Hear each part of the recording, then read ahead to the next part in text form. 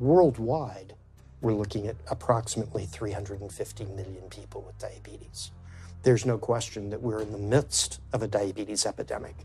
Right now, 1 in 3 Medicare dollars is spent in the care of people with diabetes.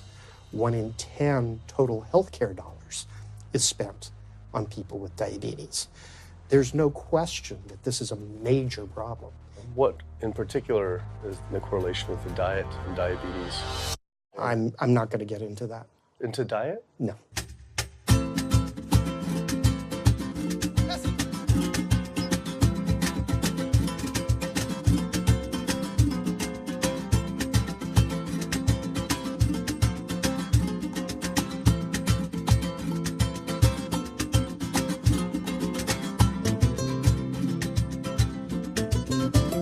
My name's Kip. I'm a filmmaker from San Francisco and I have a confession to make. I'm a recovering hypochondriac. Like so many of us, I have a family history of diabetes, heart disease, and cancer. My dad had his first heart bypass at 49, his second at age 50. My grandpa died young from diabetes complications, and both my other grandpa and grandma died of cancer.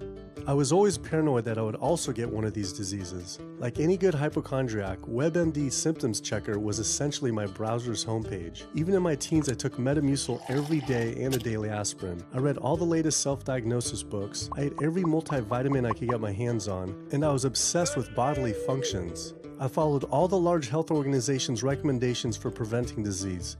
I exercise regularly, don't smoke, don't drink soda, get enough sleep, reduce stress, and grew up eating what I thought was a healthy diet. Until... World Health Organization this morning has classified processed meat such as bacon and sausage as carcinogenic, directly involved in causing cancer in humans. Processed meat is clearly linked to an increase in cancer. Hot dogs or bacon could be just as dangerous as smoking cigarettes. The World Health Organization had looked at over 800 studies from 10 different countries, finding a direct link to consuming processed meat and cancer. Just one serving of deli meats daily increases your risks of colorectal cancer by 18%. I had no idea that what we ate affected cancer rates, but I never felt like I had eaten a lot of processed meats until I realized that processed meat includes hot dogs, bacon, sausage, salami, ham, pepperoni, cold cuts, and deli slices, basically everything I grew up eating. The World Health Organization classifies processed meat as a Group 1 carcinogen, the same group as cigarettes, asbestos, and plutonium, and classifies red meat as a Group 2 carcinogen. Was this like I had essentially been smoking my entire childhood? If processed meats are labeled the same as cigarettes, how is it even legal for kids to be eating this way? I thought this was new information, but many of these studies have been around for 50 years. I couldn't believe I'd been eating processed meats virtually my entire life and was just now finding out how dangerous they are.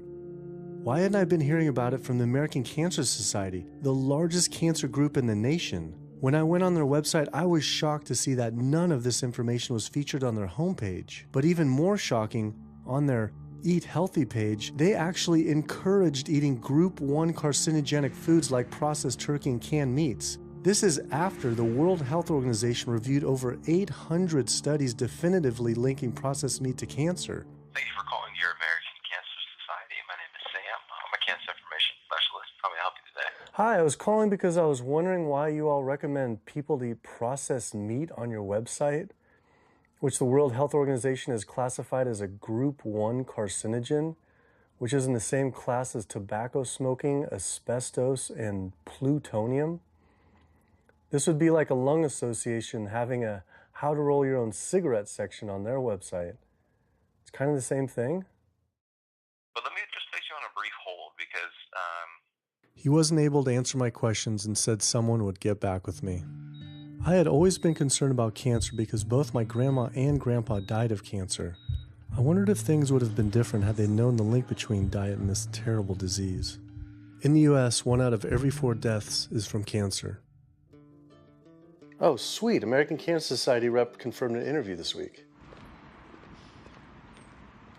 So we just went in for the interview with the American Cancer Society rep, and the security guard said there's no interview scheduled. So I went into my phone, and it turns out last night, after I told her that the interview is going to be about the correlation between diet and cancer, she said she could no longer do the interview. After repeated emails asking why she was declining my interview to simply talk about diet and cancer, she stopped responding altogether. Why would an American Cancer Society rep not want to talk about this? I was, however, able to connect with a growing movement of doctors who are willing to talk about the link between the standard American diet and disease. And it goes beyond just cancer. I took my old trusty van, Super Blue, once again out on the road. 2/3 of adults are now overweight or obese, and we have an epidemic cascade of debilitating disease that's overcoming the country. There's no way we can sustain the current style of care with the epidemic that we're creating with our diet and lifestyle choices. The diabetes, the arthritis, the heart disease, the dementia, the obesity, the cancers are affecting about 70% of deaths. All the data is that those 70% of deaths and morbidity are largely lifestyle related and preventable. Most kids by age 10 in the U.S. already have fatty streaks in their arteries, the first stage of atherosclerosis leading to heart attacks, strokes. Here in American medicine, we operate from the disease model. We are in the business of treating sick people. We are not in the business of trying to prevent people from becoming sick. When you look at chronic disease risk, all the things that we walk around worrying about, actually dietary choices trump smoking when it comes to those risks. If I could deliver one message to the researchers who are looking for the cause of diabetes and the cause of clogged arteries and the cause of high blood pressure and the cause of obesity, I would tell them the answer's in 3 words. It's the food. It's what Americans are eating. Today, with 2/3 of Americans being overweight, clearly there's a food issue. In the next 25 years, 1 out of every 3 Americans will have diabetes. My name's Michael Abdallah. I'm from Atlanta, Georgia, and unfortunately I was diagnosed about 10 years ago with diabetes, and 8 years ago I had 2 stents put in. I don't know where to go, I don't know what to do. You're just like out of options and you don't know what to do. You're taking medicine, you listen to this doctor, and the cardiologist says take this, and the endocrinologist says take that, then your general practitioner doctor says you don't know what's going on here. And it's a real challenging thing, and it's something that you don't want to get it. You just don't want to get it. Government and media almost exclusively blame lack of exercise and sugary foods as a cause of diabetes. But I wanted to talk with an actual expert on the role of diet and diabetes. I went to speak with premier physician, diabetes expert, and researcher, Dr. Neil Barnard. What role does sugar play in causing diabetes? It drives me crazy.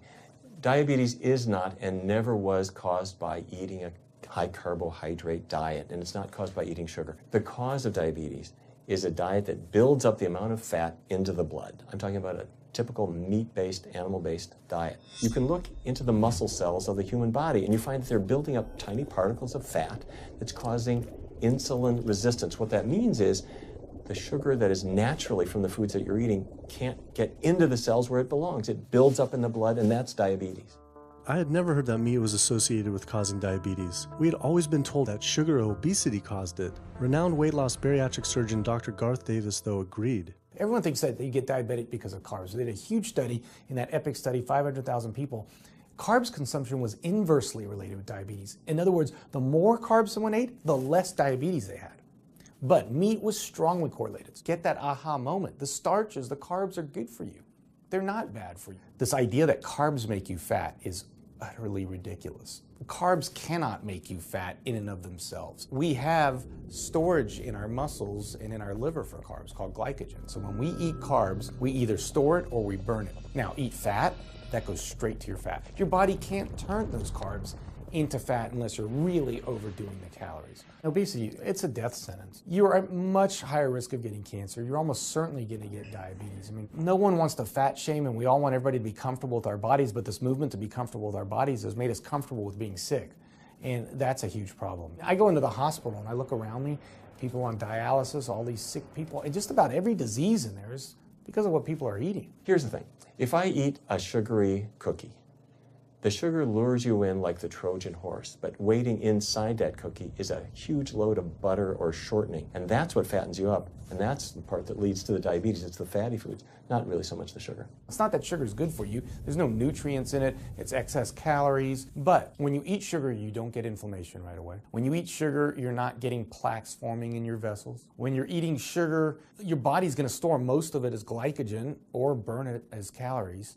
And so this focus on sugar has taken all the focus off meat, dairy, eggs, pork, turkey, chicken. People need to understand, if their child gets diabetes, you've just taken 19 years off their lifespan. We're talking life and death.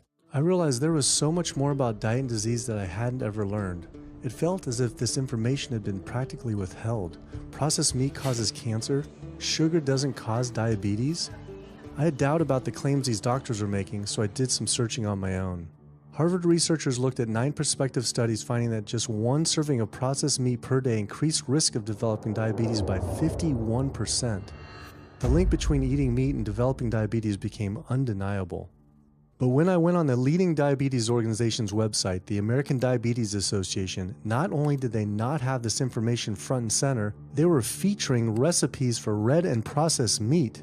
And on their recipes for healthy living, they had bacon-wrapped shrimp? What the hell? All right, send an email to American Diabetes Association, see if they'll get back to us. As destructive as diabetes is, it pales in comparison to heart disease.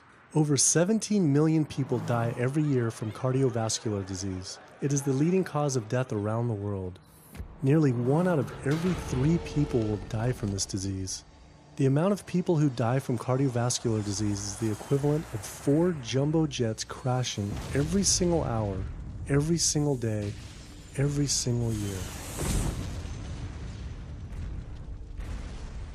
My name is Amy Resnick, and I'm from Swampscott, Massachusetts, a little bit north of Boston. And I recently went to my doctor for asthma because I had a very hard time breathing.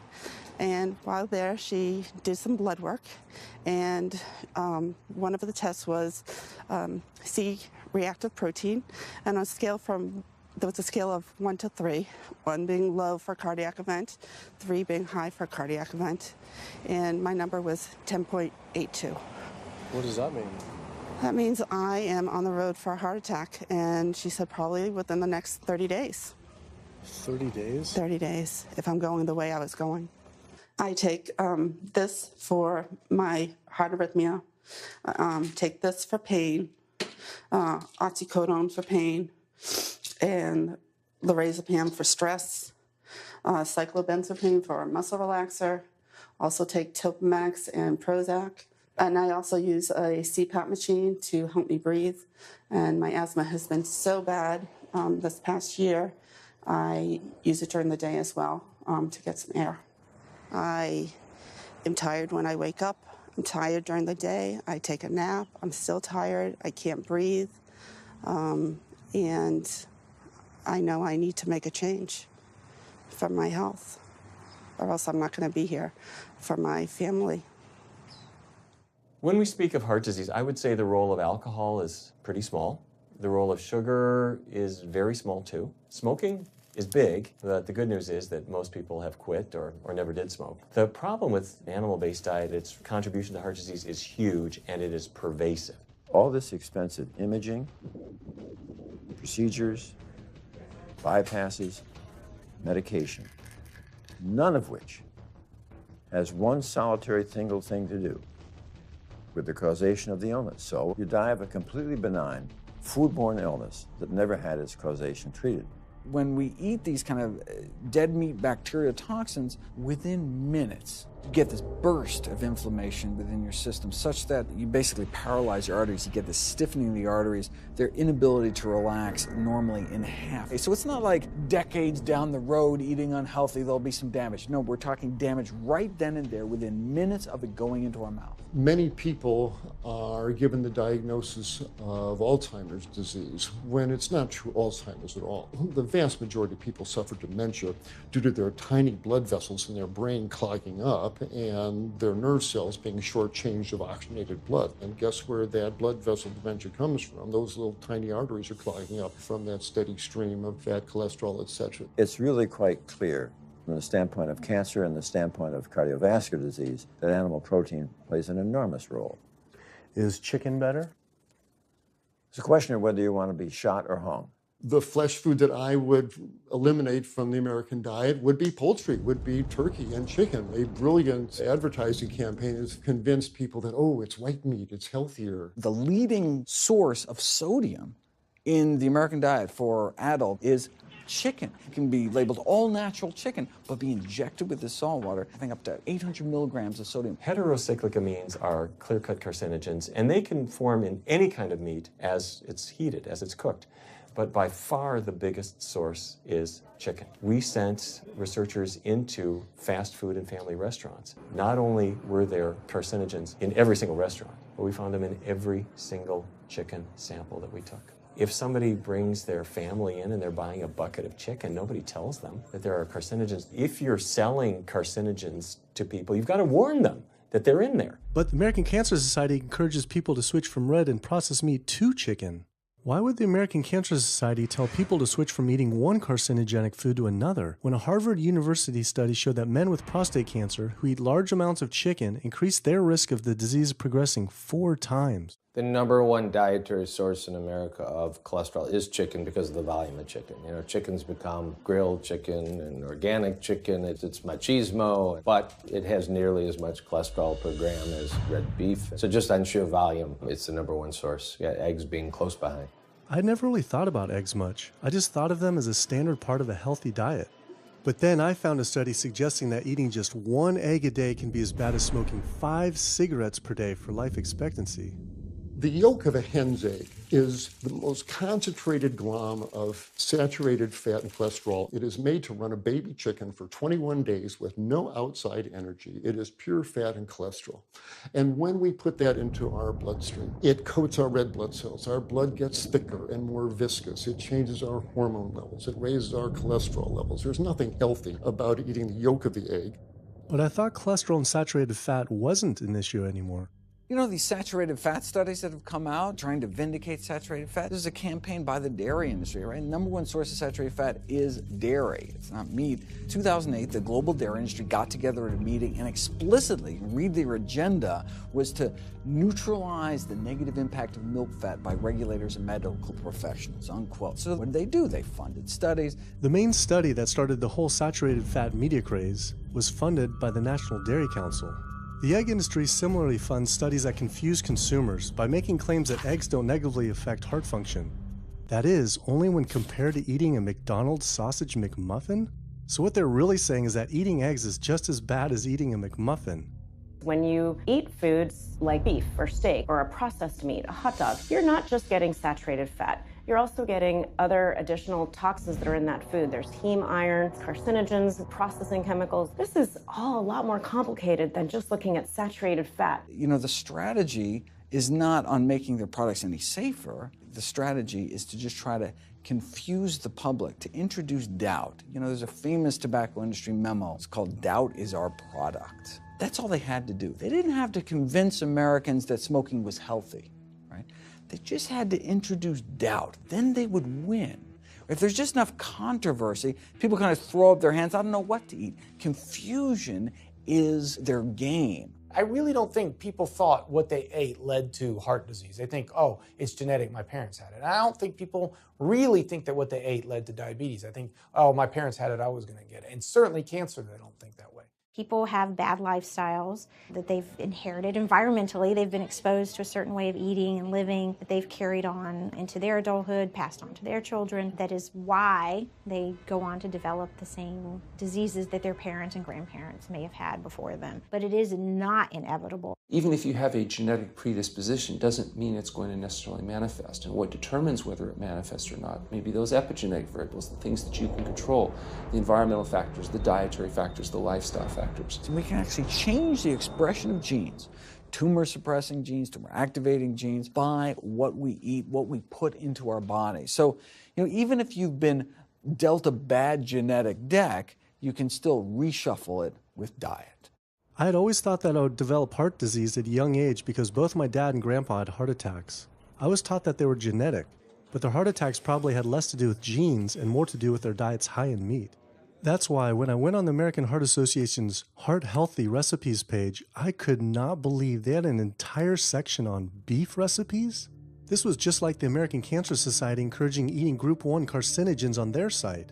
Meatloaf, pork loin, steak on your recipe list? Are you kidding me? It's like this menu is trying to give people heart attacks. Your website, and we noticed Heart Healthy Recipes, and we were kind of bewildered by why there's a bunch of recipes on, a whole section on beef recipes, and there's also a section on egg recipes when there's such a strong link between beef, red meat, and heart disease.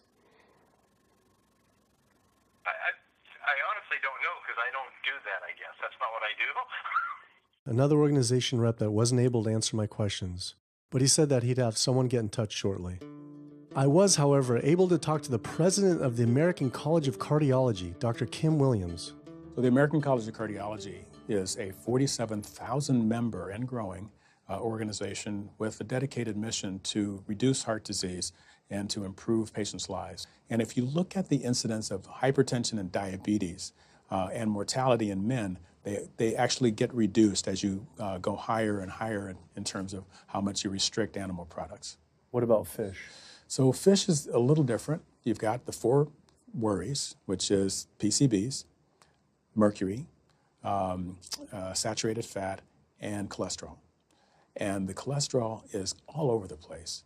You can hit tuna in water, that'll be almost less than a glass of milk, to salmon or tilapia, which is higher than a pork chop. If you look objectively at fish, what you find is they've become essentially mercury sponges.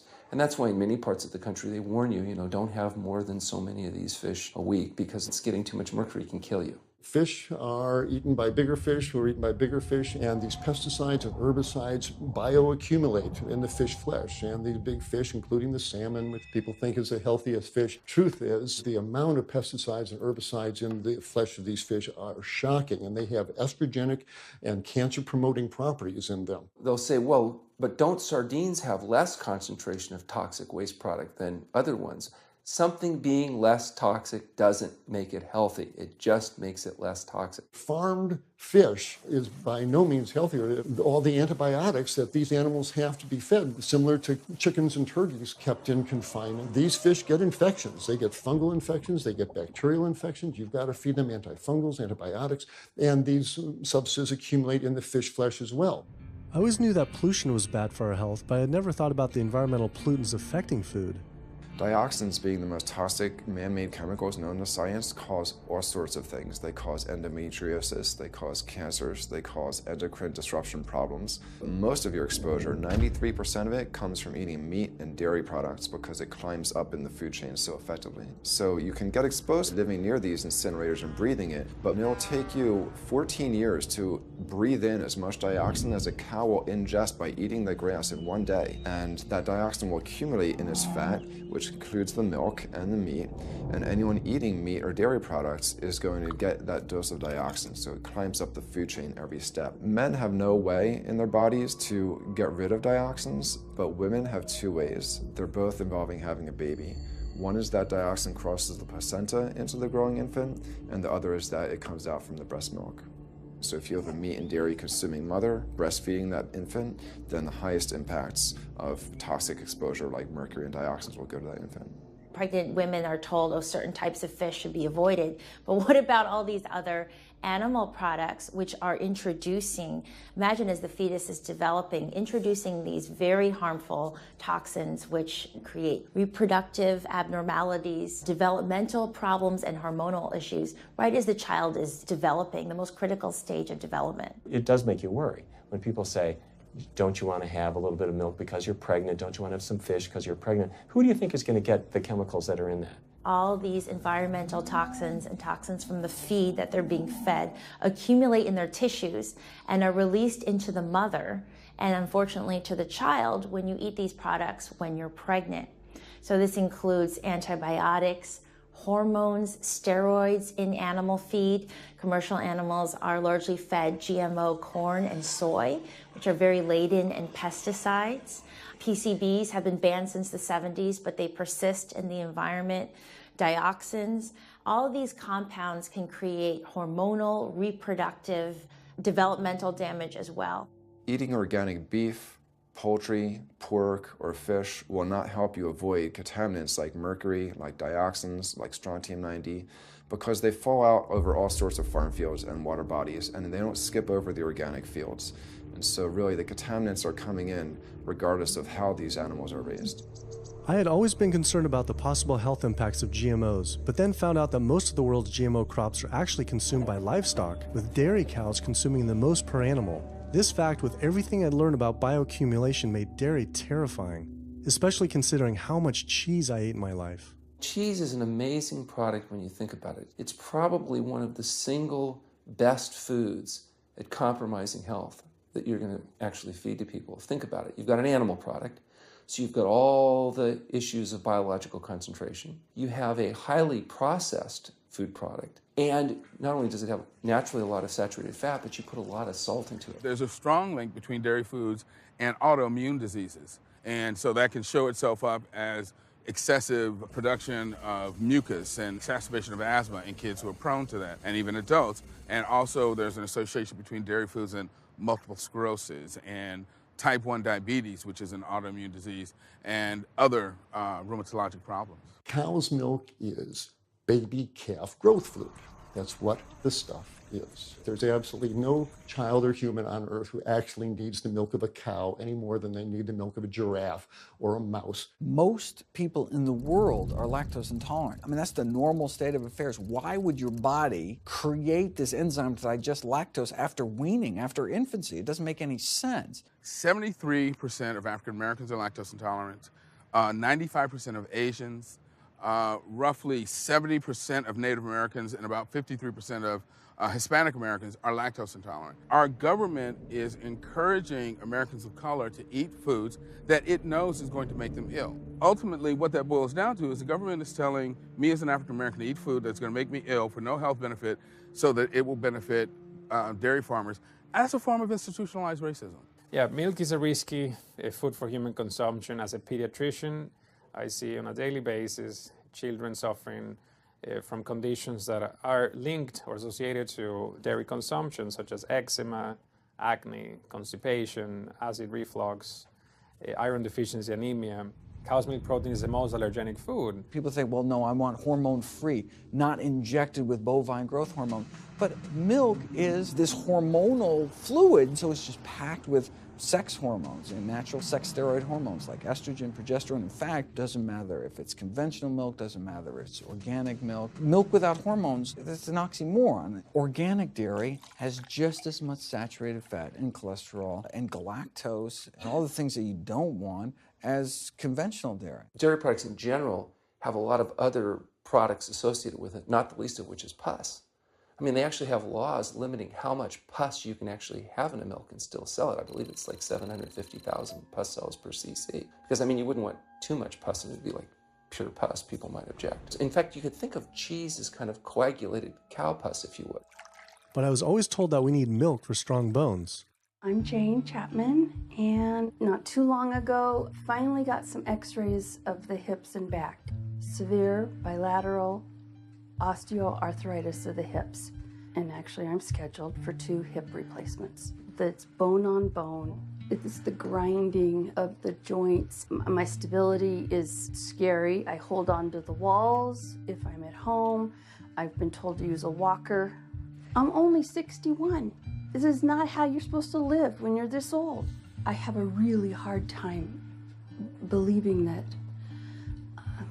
that's all that's left.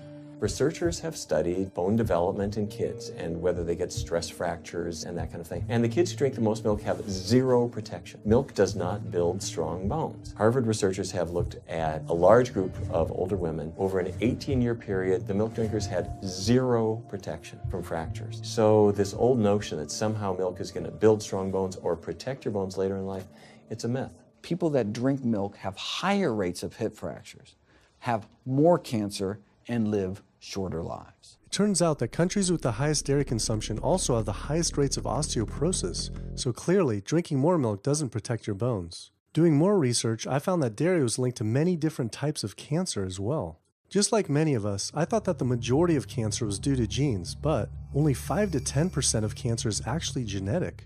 Any cancer is caused by a DNA mutation, but that's not enough. So that can cause that first cancer cell, but one cancer cell never killed anyone. 2 cancer cells never killed anyone. But 1 billion cancer cells, now we're running into problems. So we need to reduce the growth factors in our body, like IGF-1. Insulin-like growth factor 1 is this cancer-promoting growth hormone involved in every stage of cancer cell growth and spread and metastases.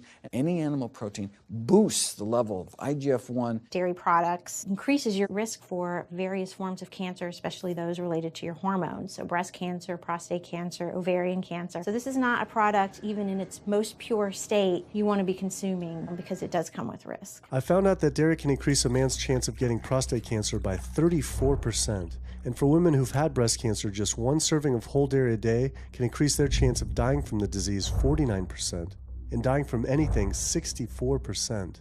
Why weren't breast cancer sites like Susan G. Komen warning everyone about this? For calling Susan G. Komen, this is Jocelyn. How may I help you? So we're wondering why you don't have a huge warning about the dangers of consuming dairy on your website when there's a direct link to breast cancer. There was a study published in the Journal of the National Cancer Institute that found out women consuming dairy who has had breast cancer increases their risk of dying of breast cancer 49%. I was wondering why it's not on your website. We cannot answer these types of questions. Once again, another health organization rep saying someone else would have to answer my question. Rather than risk being stood up again, I went straight to the local Susan G. Komen chapter to see if they would answer my questions.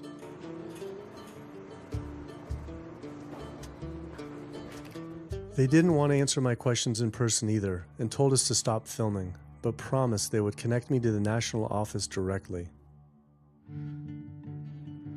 Susan G. Komen's Pink Ribbon campaign had done a lot to raise awareness for breast cancer, although it was confusing to see pink ribbons on dairy yogurt containers. Breast cancer can be prevented with a healthy diet and lifestyle, but we're not. We're talking about pink ribbons and putting all the money into research for the cure. I, for one, know that I would want my daughter, my mother, me, I want to focus on not getting to that point, and that's where I would like to see more energy and effort put. I had been a hardcore cheeseaholic virtually my entire life, despite the risks, but like so many others, I seem to have been addicted to it. It turns out that the casein protein, that's the main protein in dairy products, and particularly in cheese, it breaks apart in the human digestion to create what are called casomorphins, casein-derived morphine-like compounds that go to the brain and they attach to the very same receptor that heroin attaches to. Don't get me wrong, they're not as strong as that, but they are strong enough to make you come back again and again and again, despite the fact that you're gaining weight, you're more unhealthy than you've ever been, but that cheese just calls out to people. Casomorphin may play a role in SIDS, and sudden infant death syndrome, may play a role in autism. This is one of the reasons why we don't want infants drinking milk from cows. Human breast milk has 2.7 grams of casein per liter, compared to 26 grams per liter for cow's milk. That's practically 10 times more. No wonder it's so addictive. This talk about addiction made me think about all the drugs animals are fed. I went to the headquarters of the Center for Food and Safety, the nation's leading FDA government watchdog group, to see how concerned we need to be about drugs in our food. So that we know of, there are at least 450 different drugs that are administered to animals, either alone or in combination. These drugs are given to animals for a variety of reasons, very, very few of which are actually beneficial to consumer health. We've got drug companies that work real hard to make sure they can sell lots of drugs to people raising cows, pigs, and chickens. The pharmaceutical industry sells 80% of all the antibiotics that it makes in the United States to animal agriculture. Antibiotic residues are found in meat, other antimicrobials are found in meat, there has been ractopamine found in meat, there's been hormones found in meat. So right there you're talking about 4 different drugs that could be, in the same piece of meat. The pharmaceutical company is supposed to show the safety of animal drugs. They're not really testing to see what the impacts of these drugs are on humans. They're really looking to see what the impacts of these drugs are on animals. When we try to get information on some of the health studies and the environmental studies, from federal agencies, we get back page after page of blacked out information because the company claimed confidential business information. Consumers have no idea what is in the products that they consume. So how sick something makes me and how bad it pollutes the environment is a secret for a company. In the animal agriculture industry, as in the tobacco industry, these companies really have a vested interest in making sure that the public doesn't have information about their effects and what risks are really posed to consuming them. Have this system where animals are living in their own waste. They're living next to animals that are sick or even dead, and they're stuck in cages with these animals. That bacteria tends to spread, so that the pathogens that are being created in these filthy conditions are breeding resistance to antibiotics, and the public are becoming exposed to those. We already have people dying from salmonella and other things that you eat. We're having about 3,000 people die every year in the United States. That's more than the number of people that were killed in 9/11 in the Twin Towers in New York. If we had some terrorist organization killing 3,000 people a year, we would be all over it. The antibiotic-resistant bacteria deaths that we have, on top of that, you get 20,000 people dying a year. That's 7 9/11s every year. Can you imagine if that many people were being killed by some terrorist group in the United States every year? We would find them. You know, the World Health Organization has said we're nearing a post-antibiotic era in medicine. You'll be at risk in minor surgeries to have a fatal infection. You'll be at risk going to the dentist if you have a tooth extracted. Or it'll be like Civil War medicine. You get an infection in your leg and you cut your leg off. So you have this very dangerous situation. By crowding these animals in, they become a perfect engine for generating a new flu virus that can come out into the community. If you lived near a swine spray field, not even the CAFO, but the waste disposal field, you were 3 times more likely to have a MRSA infection. You can't see how it impacts the average person's life in Duplin County, North Carolina, and not be a little upset about it. From an environmental standpoint, from a community standpoint, from all other aspects, North Carolina, we're in a state of emergency. We've already had bouts of swine flu, or H1N1 as they prefer to refer to it. That particular swine flu incident was originated on a farm here in North Carolina. There's approximately the same number of hogs in North Carolina as there are people. Between 8 to 10 times the amount of feces is produced by a hog, an adult hog, as compared to an adult human. 10 million pigs in North Carolina produce the waste equal to 100 million humans.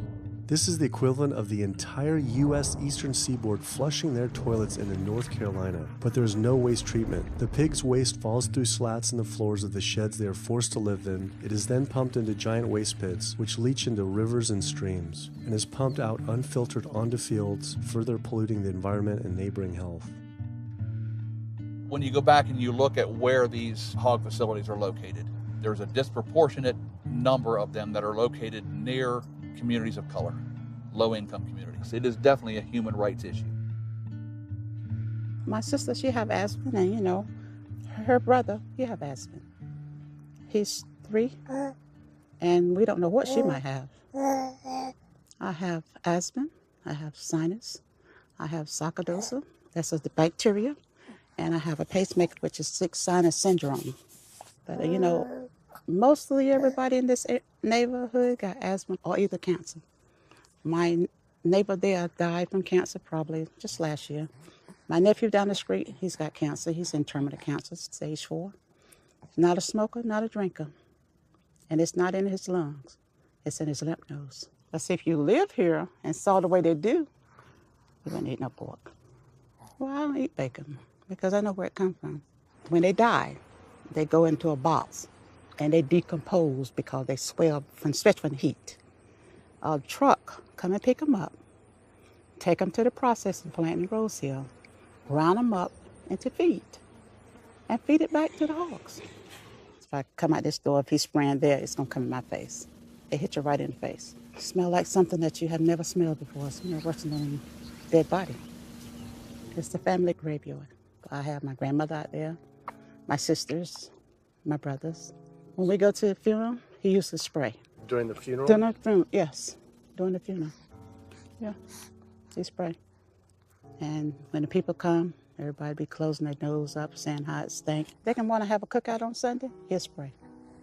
Do you think he does it on purpose? I think so, because he just sprays Sunday. He always sprays Sunday.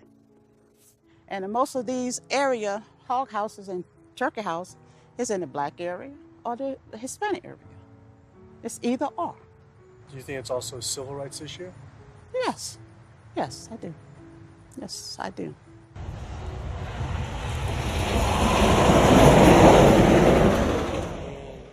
There have been times in the past that I have gotten ready on the Sunday, gotten ready to go to church and come out, and the smell was so strong that I had to go back and regroup because it got in my clothes and I just couldn't go to church smelling like hogs, you know. I just couldn't do it. So I don't think the government cares.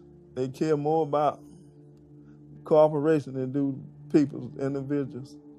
And they're going to keep on. They're going to put more chickens in this state. This is the feast season. You're in capital of the world right here in North Carolina. My state. Look, there's a blue line stream right here come into my property almost, and the Contentney Creek right here. I've seen that blue line stream now filled with feces and urine from that hog pen, and they can say, well, we feed the world. They're not interested in feeding the world. They're interested in making money. You take the money away from it, they'll let the folks starve. Because if you want to feed the world, you can feed the world with more corn, using corn and wheat and stuff like that, and you can meat. Meat is a luxury item. When we're doing things that hurt other people, we're wrong. But a lot of good people will sit there and eat bacon knowing that it's causing someone else to be very unhappy. I woke up the next morning to find the Burden River had experienced another massive fish kill from the pollution running off hog farms. Tens of thousands of fish were washing up on shore. All this talk about health, I realized that I was only focused on personal health. But health started to mean so much more to me. It was about health of my family and our communities. I couldn't under good conscience support an industry that I knew was harming others. Pollution from animal agriculture isn't just an issue in North Carolina, though.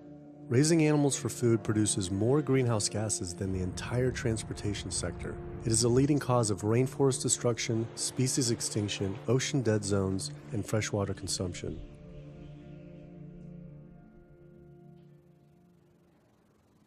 American Diabetes Association actually finally got back, and they agreed to an interview. Preparing for the American Diabetes Association interview, I took a look at their diabetes diet and meal plan recommendations, and they were loaded with foods associated with causing diabetes. How could they expect people not to get diabetes if this was the food they were recommending? And then, I saw multiple peer-reviewed studies published on the National Institute of Health website showing that a low-fat, plant-based diet was more than twice as powerful at controlling and even reversing diabetes than the ADA recommended diet that included meat and dairy. Well, the mission of the American Diabetes Association is to identify a prevention and a cure for diabetes, but in the meantime, to improve the lives of all people who are affected by diabetes. And what's the best way to prevent this? For type 2 diabetes, it's unclear. We can't prevent type 2 diabetes in everybody. When we're doing the research, we came across a lot of studies that said that you actually could potentially cure or reverse diabetes with a purely plant-based diet. I don't believe there's sufficient evidence to demonstrate that. How does it compare to the ADA diet that you recommend? We don't recommend a specific diet. We recommend healthy eating. The one that's on the website. We recommend healthy eating. Do you have a whole list of exact day-to-day, the meal plan, the whole meal plan? All they are selections of foods to consider. We do not have a diabetes diet. But with that selections, that you consider that plan compared to a plant-based plan? No one's done that study. We found actually some studies, that a 74-week study found that low-fat vegan diet versus the ADA plan in type 2 I diabetes. think we're done here. I'm not going to get into an argument about. Oh no, I was just wondering the studies of if this is true or if it shows that.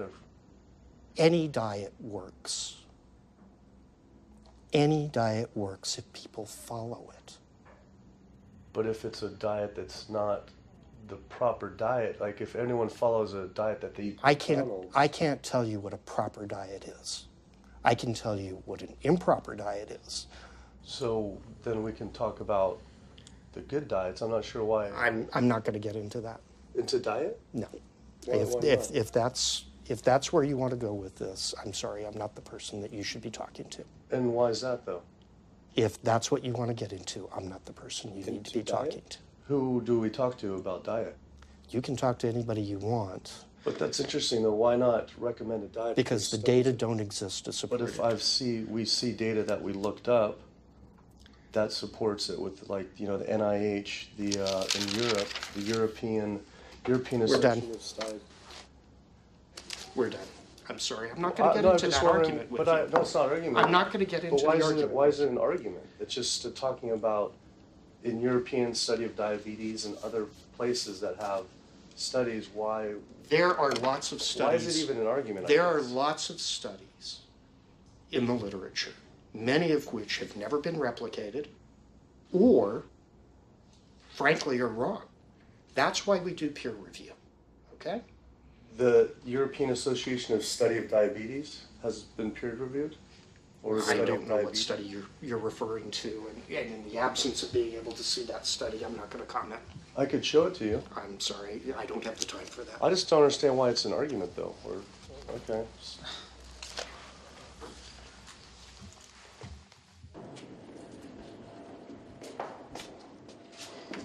That was interesting. What he wanted to talk about was people living longer with diabetes. But once you mention eliminating diabetes or prevention, oh, whoa, now you cross the line. Prevention and cure, whoa, let's not go there. Not only did Dr. Ratner, the chief medical officer of the American Diabetes Association, not want to talk about diet, but the fact that he had such an emotional reaction to my question made it feel I was digging into something that he didn't want uncovered. I had always thought there was no prevention for type 1 diabetes, but then I did research and came across countless studies referencing the link between exposure to dairy at a young age and type 1 diabetes. I mean, this is a food made for baby cows. Cow milk protein gets into the bloodstream, and the body says, hey, this isn't supposed to be in the bloodstream. It makes antibodies to the cow milk protein, which then attack the pancreas and destroy the pancreas. How is this possible that ADA wouldn't have this forefront on their website? Why wouldn't they be warning all parents about this, even if there were only a slight chance? Why were they recommending people to actually eat these foods linked to diabetes? It seemed all of the large health organizations were encouraging people to eat the very foods linked to the diseases they're supposed to be fighting against. American Heart Association promoting beef, American Cancer Society promoting processed meat, pink ribbons on dairy products, and bacon-wrapped shrimp on American Diabetes Association. And then it all came together. What if?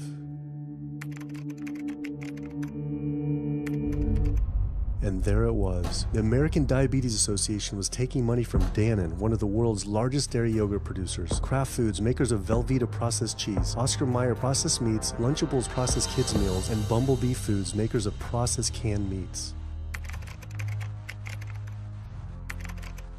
American Cancer Society was taking money from Tyson, one of the world's largest meat producers, and Yum Brand, owner of Pizza Hut, KFC, and Taco Bell. Susan G. Komen was supposed to be fighting breast cancer, was corporate partnering with KFC, Dietz Watson Processed Meats, and Yoplait Yogurt. And the American Heart Association was probably the most disturbing of all, taking hundreds of thousands of dollars from the beef industry, poultry, and dairy producers, and millions from fast food and processed food manufacturers.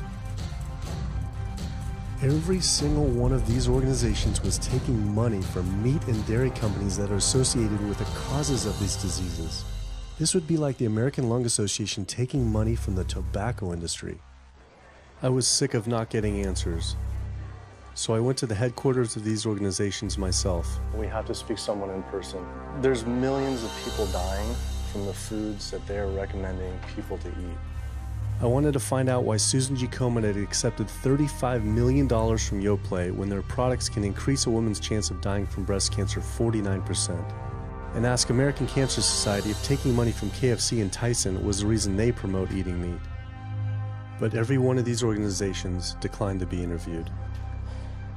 What's really sad is that we cannot trust information from these leading health organizations like the American Heart Association, the American Diabetes Association, because they are taking money from the very industries who are causing the problems that they're supposed to be helping to prevent. So that makes the truth something that you are not going to be hearing as far as nutrition goes from these organizations. Well, that would be the end of their funding, that would be the end of their jobs, that would be lawsuits, they would bring the entire catastrophe down upon their heads, and they would essentially disappear as organizations. This one time I got invited to a charity fundraiser for the American Diabetes Association, and I showed up and they had a whole buffet and it was all just animal products. I remember like a big thing of barbecue chicken. And I was like, I stormed out. I said, like, serving chicken at a diabetes event is like serving alcohol at an AA meeting. It just doesn't make sense. We had scheduled to film an interview with a prominent surgeon, but before we could get inside the building, the hospital's media relations manager stopped us. Actually, I understand that Dr. said that you could film here today, but unfortunately that's not going to be able to happen. I know that he advocates for patients changing their diets, but the hospital makes money off these surgeries, and the reality is he does too. So we can't do anything that's going to negatively impact the hospital, so unfortunately you're not going to be able to film here today. I was sickened by how open she was about the hospital being more interested in profits than people's health. But it wasn't just this hospital or these organizations. Even the U.S. government is involved too. Every 5 years, the U.S. Department of Agriculture creates dietary guidelines for Americans. The committee who writes these guidelines has been made up of individuals who have received money from McDonald's, the National Dairy Council, the American Meat Institute, the National Dairy Board, the National Livestock and Meat Board, the American Egg Board, Dannon, candy and sugar companies, Coca-Cola, and Anheuser, just to name a few, which means we are getting our dietary recommendations from the very industries that are killing us. And when the USDA, makes a pyramid or a power plate every 5 years for the American public, they're going to guarantee that on that plate are going to be foods which, when consumed, will result in millions of Americans perishing. The USDA, which is supposed to be protecting us, has two missions. It's supposed to protect us, and it's supposed to protect the producer. And guess what? When those two come head to head, they usually choose the producer. In internal documents uncovered by Dr. Greger, the USDA admitted that eggs cannot legally be called nutritious, low-fat, part of a balanced diet, low-calorie, healthful, healthy, can't say it's good for you, or even safe. Yet they still promote these products to the American people through federal checkoff programs. If you ask somebody if they've heard of the checkoff program, the odds are they haven't, although daily they are seeing the messaging that these programs produce. So checkoff programs are responsible for the messages that we see on TV, on the internet, on bus billboards and magazines that say things like, milk, it does a body good, or milk life, beef, it's what's for dinner, pork, be inspired, the incredible edible egg.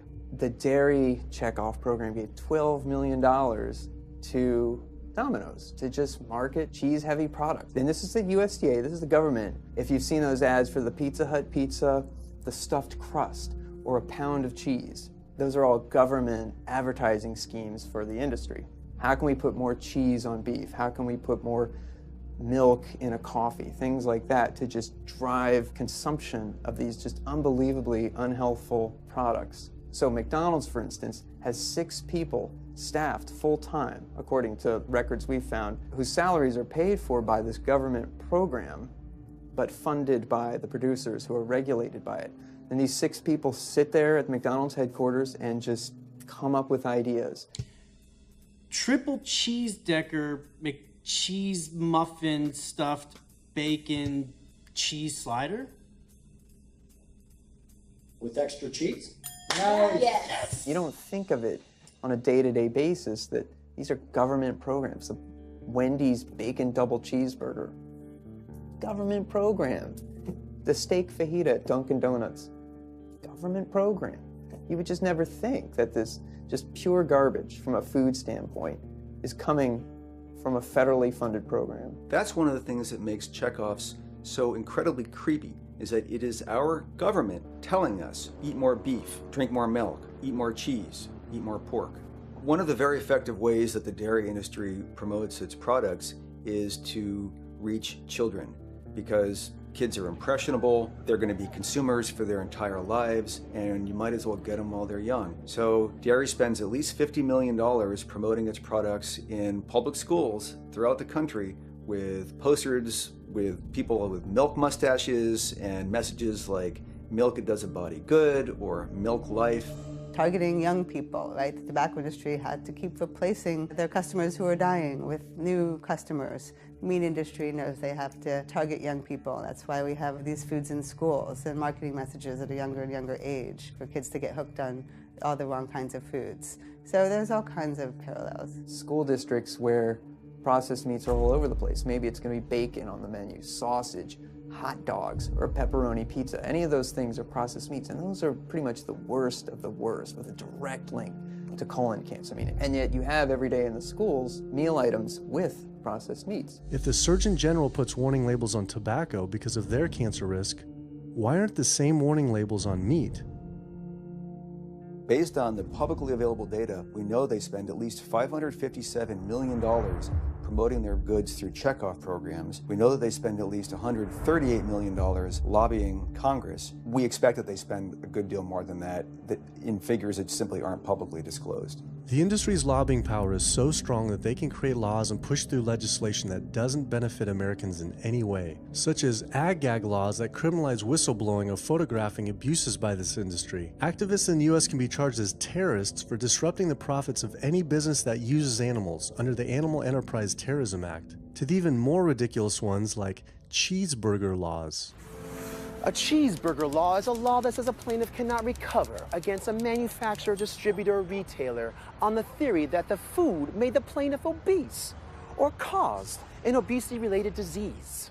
Cheeseburger laws are a direct response to a problem that the tobacco industry has had. Big Tobacco has paid $400 billion to state Medicaid programs. Cheeseburger laws proponents say, we don't want to see the same kind of thing happen to the meat and dairy industries. The fact that these laws are based on a model template called the Common Sense Consumption Act is actually ironic, because what they're saying is you, the consumer, should have the common sense to know that our food is bad for you. I've often typified the meat industry to people who maybe don't understand its power and reach, as it's got all the money of big tobacco and big pharma, and it has the personality of the National Rifle Association. So any little thing that comes up, man, they beat it to death. Robert Martin wasn't exaggerating. When the profits of the egg industry were threatened by egg alternative company Hampton Creek Foods, extremely disturbing emails were uncovered by Ryan Shapiro and Jeffrey Light. We uncovered documents demonstrating the American Egg Board considers Hampton Creek, quote, a crisis and major threat to the future of the American egg industry. The American Egg Board considers a successful egg replacer company to be such a threat that they joke on their government email addresses about murdering the CEO. In internal government emails with the heads of the egg industry, they suggest having the CEO of Hampton Creek, Josh Tetrick, murdered, including a menacing email from the executive director of the American Egg Board.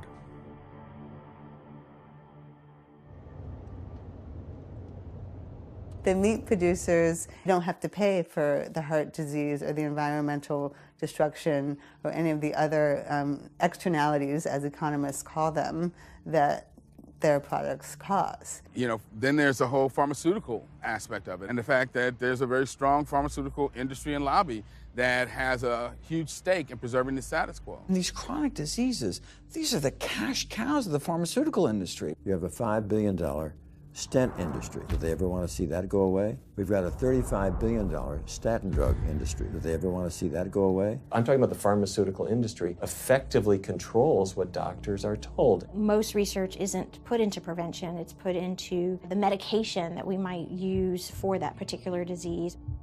I'm on 2 different high blood pressure medicines, 6 asthma type medicines, even after 4 years of shots. And then another medicine to help take care of side effects from some of those medicines. I'm on high-level antidepressants, a couple of different pain meds for my back and hips. I'm taking about 16 drugs, not counting the insulin in the morning. I take insulin in the morning, insulin at night, 32 to 34 units of insulin. Lantus to be exact. Some of these meds are for diabetes. This is for peeing. I have to use this for my prostate, and then I have to use this for the heart, and I have to use this for blood pressure. And it's just on and on and on and on. The doctors are telling me this is what I've got to do for my whole life, and it's frustrating, and it's very stressful, and I don't know how long my liver is going to last taking all this stuff. Under conventional medical treatment, whether it be for autoimmune disease or even conditions like high blood pressure or diabetes, you're told that you have to take drugs, and not just for a week or a month or a year. You're told you have to take drugs forever. You're guaranteed that if you follow your doctor's advice, you'll be sick forever. You'll never get well. That's the guarantee, because the strategies are all about manipulating the symptoms, not dealing with the underlying cause. You come in with that diagnosis, you get a bunch of pills that have nothing to do with the disease causation, or you get these procedures that have nothing to do with disease causation. It's a deception to say this pill will help you unclog your arteries, this one will save you from a stroke. No, it doesn't. The people who take the statins, etc., they still get their heart attacks, they still get their strokes. This does not reverse disease. This does not make plaques smaller. This is a fraud of massive proportions. In the U.S., treating chronic disease such as heart disease, cancer, and diabetes is a $1.5 trillion industry. That's the GDP equivalent of the 10th richest country in the world. I went back and dug deeper into the health organization's funding, and there it was again. These organizations were accepting millions of dollars from pharmaceutical companies that are making billions of dollars from the very same diseases these health groups are supposedly trying to end. It seemed like a major conflict of interest, unless ending these diseases isn't really the goal. The pharmaceutical industry spends more money on lobbying than any other single industry. Just like animal agriculture, they are so powerful they write their own laws that have had activists in prison to silence them. Government's in bed with anyone that gives them the most money, which is the pharmaceutical industry, which is the animal ag industries. Like, they are pumping the government full of money and resources, and in return the government's giving them what they want: subsidies, imprisoning activists that go against them. And I think it's quite telling that these industries are working so hard and spending so much money to criminalize people for simply taking a picture, for simply recording what's going on inside of these facilities and making it known to the public. They're behind walls, they're underground, they're in these secret facilities that no one knows about. But if they did, they would be shocked and outraged. And I think people would not want to think that their pharmaceuticals, that their food are coming from these places. And that's why I think it's the ag laws are what they are, is because they're trying to silence people into not speaking out and not showing the truth. I finally realized how deep the collusion truly is between government and these industries, and how dangerous it could be to expose them. These concerns intensified after meeting the USDA whistleblower who revealed mad cow disease in the U.S. meat supply. USDA operates like the military. So when I got on TV and that, right away USDA sent out memos to all the veterinarians and food inspectors. If anybody from the media ever contacts you, do not talk to them. Refer them to Washington, D.C., and we will talk to them. So right away, shut up everybody. American public should be very concerned about this. What's going on with USDA? Here in the United States, we have at least 4 cases of mad cow disease, but I'm almost positive there's more cases than that, but the government isn't looking for it. So what you're saying is that there could be already mad cow disease in humans. Right, and I think a lot of it was misdiagnosed. With the Alzheimer's or dementia, it takes several years, you see the progression, but to make it easier, these doctors just sign off on it as dementia or Alzheimer's without actually taking a biopsy of the brain to see if it's that, or is it actually a prion disease like Creutzfeldt-Jakob disease or mad cow disease. Do you think it's safe to eat meat? I personally don't think it's safe to eat it because of the fact how the line speeds are increasing, and also our inspectors are not well trained enough. At the present time, the line speed now is going about 220 cows an hour. That gives you about somewhere around 4 cows per minute, so that's 15 seconds per cow. These dangerous slaughter speeds means that animal waste ends up everywhere. Testing shows 88% of pork chops are contaminated with fecal bacteria, 90% of ground beef, and 95% of chicken breast sample contain animal waste bacteria. There is nothing clean about eating this way. But it just isn't waste, it's also pus-filled infections. You can see there's a bump or some kind of abscess underneath the hide. Most of the time when the hide's pulled off, Either that will open up the abscess and the pus will come out, or if it's deep-seated, when the inspectors are doing their work or the company employees, they might stick their knife into an abscess and it explodes all over the place. I had heard enough. I was utterly disgusted by the corruption, the greed, the disease, and the abuse I was learning about. The very animals we were killing us and the planet. But so many people eat meat and dairy every day of their lives, and we are so concerned about getting enough protein. Do we have to eat meat to get complete protein? Oh my God. You want me to jump off this building, don't you? No. Well, first of all protein is made by plants. I'll state that again for the record. All protein is initially made by plants, all of it. And it is not necessary to eat animal tissue in order to get protein. Only plants have the ability to actually take nitrogen from the air, break those molecules apart, and incorporate that nitrogen into amino acids and then make protein. Any protein you get from an animal is simply recycled plant protein. If you ate a diet that was calorically adequate, and even things like brown rice and broccoli, and you got enough of it, you'd get enough both quantity and quality of protein. 2,000 calories of brown rice and broccoli is going to be about 80 grams of protein a day, including the essential amino acids that you need in order to maintain optimum health. I mean, grains are loaded with protein. Beans are loaded with protein. Vegetables are loaded with protein.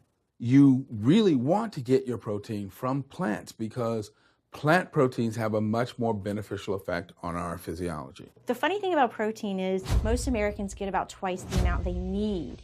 Most Americans get less than half the amount of fiber they need. But the conversation tends to always be about protein. So in my mind, it's just this magical marketing campaign that protein has taken on over the decades. The question is not where do you get your protein, it's where do you get your fiber? I have never in my professional career seen a protein deficiency. I've never seen someone come in eating normal amounts of calories and they're protein deficient. You just don't see that. So human milk has the lowest protein content ever in any species ever tested. I mean, that's the fluid that's been designed by evolution over millions of years. And that's just like the perfect food for human babies, right? Perfect food, lowest protein content any other mammal. And so it gives a sense of kind of protein requirements for anything. So look, then rat milk, ape milk, donkey milk, any milk has ever been tested. And you hear this a lot in bodybuilders. They're like, well, I need, chicken, or I need fish to be, to be strong, to build muscle tissue. That is utter nonsense. The largest, strongest terrestrial animals on the planet are all herbivores. The biggest, strongest animals are all herbivores. When we bring in people and they're on meaty diets and we transition them to a plant-based diet, we always track what they're eating. Their vitamin intake goes up. Their nutrition overall goes up, dramatically better. And these same people might worry in advance, will I get the nutrition that I need on a plant-based diet? The fact is, you're not getting the nutrition you need on a meat-based diet, and you're going to get dramatically better nutrition on a plant-based diet. For an average-sized guy like myself, I need about 56 grams of protein a day. That's optimum. Probably I really need 30 to 40 grams a day. Diets that are really high in these protein create diabetes, create heart disease, create cancer, create the diseases that I'm treating on a daily basis. But this is the opposite of what all the high-protein diet fads say. The food you eat determines the bacteria that live in your gut. Well, you eat animal flesh every day. You are summoning up bacteria that eat carnitine, and those bacteria will turn that carnitine into a molecule called trimethylamine. Your liver then turns that into trimethylamine oxide. That's a molecule from hell. That molecule drives cholesterol into the artery walls, and the people who are consuming this flesh-based diet are contributing to plaque building up. They may lose weight on this diet, and that's good, but what's happening inside your arteries, paleo friends? What's happening is that plaque is building up, and these are the folks who drop dead at the gym at 39. Boy, he was lean and he looked really good. But where is that cholesterol going? It's going into your artery walls. So I believe these paleo folks are setting themselves up for an epidemic of clogged arteries, colon cancers, autoimmune diseases. This is not a healthy diet. We are not carnivorous apes. Humans' closest living relatives are chimps, who get 97% of their calories from plants and the remaining 3% mostly from insects. Comparing the anatomy of true omnivores like bears, who eat both meat and plants, to frugivores like primates, who eat almost exclusively plants, the differences are pretty clear. Frugivore teeth have flat molars for chewing plants, where omnivore teeth are serrated for stabbing and tearing flesh. Frugivore jaws can move forward and back and side to side. Omnivore jaws cannot. Omnivores have much stronger stomach acid for digesting meat compared to less acidic stomach acid of frugivores. The intestines of frugivores is 9 times their body length compared to 3 times for omnivores. This is because meat will putrefy in the gut unless it is moved through quickly. If humans were indeed true omnivores, we would need to change our physiology and appearance quite a lot. But we fit every requirement of a frugivore. We may behave like omnivores, but anatomically, we're frugivores. Human beings, unlike bears and raccoons, and to some extent dogs, don't have that mixed anatomy and physiology that you see in the true omnivores, and thus we are not true omnivores. In humans, the canines have become really small and rounded and actually function like accessory incisors. They're utterly useless for ripping and tearing anything other than an envelope. So the idea that the mere presence of the canine somehow means that we're supposed to eat meat is silly. He was right. I always thought my canines were for meat, but what kind of animal could I actually kill and eat raw with these tiny teeth? The thought alone was disgusting.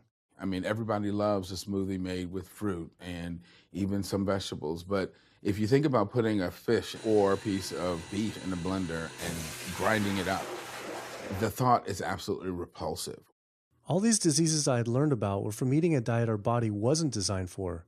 What would happen if we started eating a diet our body actually was designed for? The data is crystal clear that you can stop and reverse heart disease with plant-based diets, scientifically shown. I've seen it in my own patients. People who adopt low-fat plant-based diets can actually reverse their heart disease, and that literally means watching the plaque start to go away, something they didn't think could happen. My experience with patients is, and the studies show, that when people adopt a fully plant-based diet, their cholesterol levels plummet within a few days. And if you do blood tests in a couple of weeks, you'll see dramatic improvements. Yes, your numbers are going to look great within a week or two. Your cholesterol can come crashing down. In fact, if you're on medications, your doctor may have to pull off your blood pressure medications so your blood pressure don't drop too low because it can work too good. Like that, the side effect is not having to take drugs. In a groundbreaking study published by Dr. Esselstyn following patients suffering from cardiovascular disease, 99.4% were able to avoid major cardiac events by going plant-based. Because it's not just heart disease. It's hypertension, it's diabetes, it's strokes, it's heart attacks, it's several of the autoimmune diseases, lupus, asthma, GERD, osteoporosis. I mean, there's a multitude of diseases, even rheumatoid arthritis. It can be so dramatic. When you see these poor souls with just absolutely crippled with rheumatoid arthritis go plant-based, then they come off their medication. I wanted to follow up with Jane Chapman, who had been suffering from severe osteoarthritis, and I could not believe what I saw after only a few weeks of fasting and changing her diet. So it's so amazing to see like this only a few weeks later. I know. From going from the walker, needing wheelchair assistance at the airport, to strolling down the street, enjoying the fresh air, the sunshine. 2 weeks. It's all it took, 2 weeks to get off all the meds and start to feel the inflammation just kind of drain out of the body, where the movement was much easier. Just a lot of healing occurred very, very rapidly just by doing the right things for your body. When you're treating diseases with drugs, you know, there's one drug you take for cholesterol, a different class of drugs you take for high blood pressure, different class of drugs you take for diabetes. But with diet, a plant-based diet affects all these diseases, one diet to kind of rule them all. The impacts of eating this way go far beyond ourselves. By getting rid of heart disease alone, we would save up to $48 trillion in the USA, 3 times the US GDP. Conditions like high blood pressure, you don't have to take the drugs the rest of your life and be sick forever. What you can do is live in such a way that it gives the body a chance to heal itself. We took 174 consecutive patients with high blood pressure, and 174 people were able to lower their blood pressure enough to eliminate the need for medication. For inflammatory bowel disease like Crohn's, the best remission rates ever achieved through plant-based diet. MS, multiple sclerosis, the best results ever achieved compared to any medical, surgical, any kind of intervention was a plant-based diet. You can see that with every sequential reduction in animal products, people live longer, they have less heart disease, they have less cancer, they have less diabetes. You can actually take human cancer cells, put them in a petri dish, and you can drip the blood of those eating vegan, get about 72% suppression in human prostate cancer cell growth in vitro. They wanted to try this again with women and breast cancer. So they said, let's see what a plant-based diet can do. After just 2 weeks, their bodies cleaned up. You drop their blood on the same carpet of cancer cells. You can clear off the whole plate. This is after just 2 weeks eating healthy, which raises the question, what kind of blood do we want in our bodies? My background is in industrial and systems engineering, and that was my career path for a long time until I got thyroid cancer, and everything changed from there. I decided that I wanted to try alternative methods and treatments rather than have surgery and have my thyroid removed, which meant I'd be on medication forever, and I didn't want that. I just started reading how a plant-based diet can heal the body, and it has worked for so many people. So I immediately just switched to a completely whole food plant-based diet. After a year, the cancer was completely gone, and my thyroid had shrunk to normal size, and I was completely free of that. This was tough to believe. Couldn't this all just be from eating healthier though, like no sugar? Turns out Dr. Walter Kempner from Duke University back in the 1940s was reversing some of our worst killer diseases with diet alone. And the diet he was using was not only strictly plant-based, but it was made up of white rice, fruit, and table sugar. And he was reversing diabetes, he was reversing malignant hypertension, reversing heart disease, the diabetic complications, reversing diabetic blindness. So these people basically had death sentences, went to him, and were given basically sugar, this horrible diet, but it was strictly plant-based. If this information had been around since the 1940s, why don't all doctors know this? We're not taught about the power of food in medical school. No one is taught that the changes that we make with our diet are probably the single most powerful thing we can do to determine our destiny. It trumps our genetics. Why isn't your doctor telling this? Odds are your doctor never learned any of this. In fact, there was even a bill introduced just mandating physicians get 7 hours nutrition training every couple years, just to kind of stay on top of it. And who came out against that? The California Medical Association. Even the family physicians, the surgeons, all the mainstream medical groups came out opposed. It's 7 hours. That's a lot, even if it's over 1 4-year period. So they're not just kind of neutral, but they're actually actively opposing nutrition education. Ironically, when patients come to doctors with questions, they assume that the doctor knows something about nutrition, and so it's kind of a double whammy that doctors haven't been taught much about nutrition. Why don't we hear about this from dietitians when nutrition is their entire specialty? Turns out the American Nutrition and Dietetics Association puts out nutrition fact sheets written by the industries themselves. The industries pay $20,000 per fact sheet and explicitly take part in writing them. So you can learn about eggs from the egg industry, and you can learn about lamb from the lamb industry. This would be like learning about the benefits of smoking from the tobacco industry. When people are eating meat, I think of it as a bit like smoking. It's sort of Russian roulette. You may not get diabetes, but your chances of getting diabetes, about 1 in 3. You may not get cancer, but your chances, if you're a man, about 1 in 2. A woman, 1 in 3. Your chances of gaining weight, 2 out of 3. It's not all diet, but most of it is. The best thing that you can do to make sure that you empty all those bullets out of the chamber and you're not taking risks with your health is to get the animal products out of your diet and eat healthy foods. I came to True North to help me with my asthma and to lose a little weight, and it's amazing. Just in 2 weeks of changing my diet, don't have to take any asthma medication, no antidepressants, no pain medication, no heart medication, nothing, no medications at all. And it's just incredible. I was taking Oxy and Advil, and I was taking 800 milligrams of Motrin 3 times a day just to get through the day because I was in so much pain. And now, nothing. Wow. Nothing at all. 2 weeks. 2 weeks, So 14 days. All that medication, you're completely off. Completely off everything. It's just been so frustrating to me because I went to so many different doctors for help, and I tried so many different medications to help me with my asthma, and nothing helped, and I was stuck on the couch for the last 10 months, unable to breathe. And now in 2 weeks' time, 14 days, I'm off my medication, and I can breathe, and I feel good, and I can walk. My life has changed, and it only took 2 weeks of a whole plant-based diet. That's incredible. Yeah. That is incredible. It really is. That's amazing. It really is. I feel so blessed and so good and just so happy to be doing this, and I'm hoping that I can be a role model for other people and not be pushy about it, because everyone's going to do it in their own time. But thank God my time is now. So. Thanks. Thanks. As powerful as Amy's story was, I knew for some, eating 100% plant-based would still seem extreme. I think there's this sense that everything's okay in moderation, right? But we haven't seen that moderation works. There really isn't a study that shows that by eating meat and eggs in moderation, you can actually turn your heart disease around and get better. But I know people who've given up meat and they felt sick. Yeah, it's unlikely that anybody's symptoms are caused by a dead, decaying flesh deficiency. The lack of highly processed animal food products in the diet is not going to be associated with the causal factor about why they're sick. There is going to be a reason why they're not feeling well, but that's not going to be one of them. So I've had people go vegan, and they come back to me, and they're like, I'm hypothyroid, and my doctor says I'm hypothyroid because plant-based diet makes you hypothyroid. I'm like, so what does your doctor tell all his meat eaters that are hypothyroid? Boy, what's an animal flesh or dairy that you can't get in plant-based?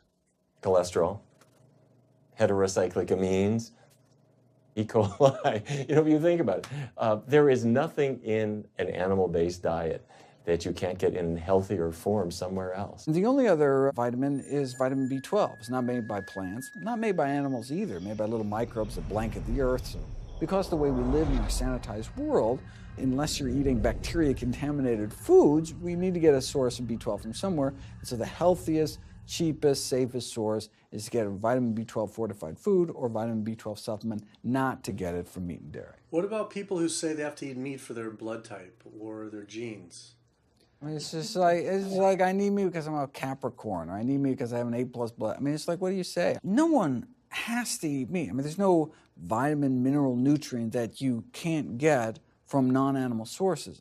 Valentine's Day, I decided to go vegan and give up all meat, which was never in my thoughts in a wild million years, but I've heard so much success from people that are vegan. And so I gave up all animal products whatsoever. I've lost 29 pounds. I've been able to cut my meds in half.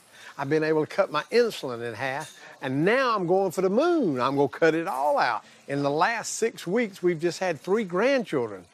And my ugly face is going to be around to see them graduate from high school and college. I'm going to be here. My mission is to let everybody know you do not have to suffer from diabetes and cancer and heart disease because someone in your family had it or because the doctors are telling you this is what's going to happen. You can take charge of your health and have a positive outcome just like I did. The reason I'm so committed to this is, my grandmother had diabetes, and I didn't know what I know now about healing the body. And if I did, I feel like she could have lived at least a few years longer. And so it's in her honor that I do what I do. Because I could save someone else's grandmother, aunt, uncle, father from that, So I'm excited about getting the message out there. There's a common belief that eating plant-based is expensive. Not at all. It can be done in a very inexpensive way where you buy foods that are in season and you shop in the bulk bins, and that saves a lot of money. You can eliminate a lot of your expenses on your grocery bill by not buying meat and dairy because those things are expensive. Our meal plan for a family of 4 is $25 per person in the family. 2064 is your total. 2064, whoa. That's for an entire week of food. Really? An exploding movement of elite athletes are utilizing vegan diets to heal injuries, speed recovery times, and enhance their performance. Before I was vegan, I was only bench pressing 315 like 5 times. Then after going vegan, I was doing 400, 425, 465. And I was like, oh my God, this is amazing. I'm vegan and I'm bench pressing 465 pounds. This is ridiculous. And as soon as I went vegan, tendinitis started disappearing. My strength in my right arm started coming back. High blood pressure was going down. You can't be strong and be dying on the inside. That's not strong. That's weak. That's really weak because yeah, you look big and strong on the outside. Yeah, big man. No, but your heart's crying for help on the inside. You're dying. I'm a professional parkour athlete, a two-time world freerunning champion, and more recently I got into Ninja Warrior where I'm captain of Team Europe as we won USA versus the world. For something like Ninja Warrior and parkour specifically, you really need to have a good strength to body weight ratio. So I was carrying mass that I really didn't need. And when I went vegan, you know, I lost 15, 20 pounds. I was more agile, I was more efficient, more stamina in my body. Just that extra bit of pop that I didn't have before, it just gave me that extra strength. So this is a very vibrant way to live. It can enhance you as an athlete. For me, 100% better athlete than I was before. It unlocked a whole new chapter of my training. The science is there, the health is there, the athletes are there proving that you don't need to eat dead animals to be strong, to be healthy. I started working out when I was 47 years old. All the muscles you see, I gained as vegan. I gained 15 pounds of muscles on my body, eating all plant-based vegan foods. All the aches and pains in my body, it just went away. Because I'm not ingesting so many inflaming foods, the acidic foods that animal products are. Gorillas, rhinos, and elephants, they all get their muscles and strength from eating plants. That's what I do. I travel all around the world for my surfing, and I've always been able to eat vegan. I feel like if you want something, you can make it happen. I just don't make any excuses. I would never not be vegan now that I know all the benefits and now that I know how it feels to be vegan. Every aspect of my life has been improved by adopting this lifestyle. I feel better, I perform better athletically, I sleep better, my energy with my kids is better, my focus at work is better, everything is better. My skin cleared up, kept myself trim for 9 years now doing this. All I can tell you is that I felt and I continue to feel better than I ever felt before. My friend Jason Lester and I were the first people to do this challenge called Epic 5, which entailed doing 5 Ironmans on 5 Hawaiian islands in under a week. An Ironman is a 2.4-mile swim followed by a 112-mile bike and then running a marathon, 26.2 miles after that. So we did 5 of those in a row on 5 different islands in a little under a week. Yeah. You almost die? Yeah. Where'd Did you you die? So I guess the famous question, where did you get your protein in there? From plants. Like so many people, I was looking for excuses not to change my diet. But once I finally did, I felt liberated. Within days, I could feel the blood running through my veins with a new vitality. Within weeks, I felt a transformation throughout my entire body and mind. Not only could I survive on a purely plant-based vegan diet, I could thrive. I felt amazing. I competed in my first marathon in 6 years, training half the amount and beat my personal record by 23 minutes. Less than a month later, I did my first full Ironman. Although I could possibly get away with eating a little bit of meat and dairy without ill effects to my personal health, I could no longer willingly support an industry I knew was causing so much suffering to communities, families, and all life on the planet. A whole new world opened up. I felt whole again, connected to a greater sense of what true health is, and where true health doesn't end with me, but begins with us. If people adopted a plant-based diet, the changes we would see in our individual health, in our national health situation, and in this physical environmental world we live in would be so profound. I mean, today, you can say, I'm not going to eat that stuff anymore. It's one thing that I can do myself personally to make a difference. It will give you a greater sense of well-being and happiness when you know that, one, you're not destroying your health every time you sit down to eat, you're not promoting cruelty, and you're not damaging the earth. I don't want my gains to be at the detriment of the planet of other things. And yet, I'm not weaker, I'm stronger. That's the beauty of it. When you're altruistic, when you make choices for the greater good of others, it comes around, benefits me as well. It benefits us all. Studies show that we can not only survive, but we can thrive. I just feel this is a great way to live, not harming other beings when we can be healthy and happier. I love it. It's a great life. I never thought that I could feel this good at this age, and I just want everybody to feel this way. I feel like a 20-year-old. I'm almost 50.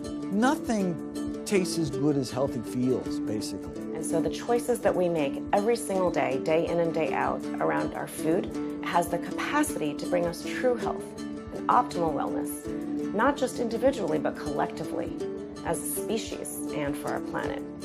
We're not going to live forever, but while we are alive, we can live well. And for me as a doctor, that's what I want to see. Where there's a will, there is a way. And I believe that.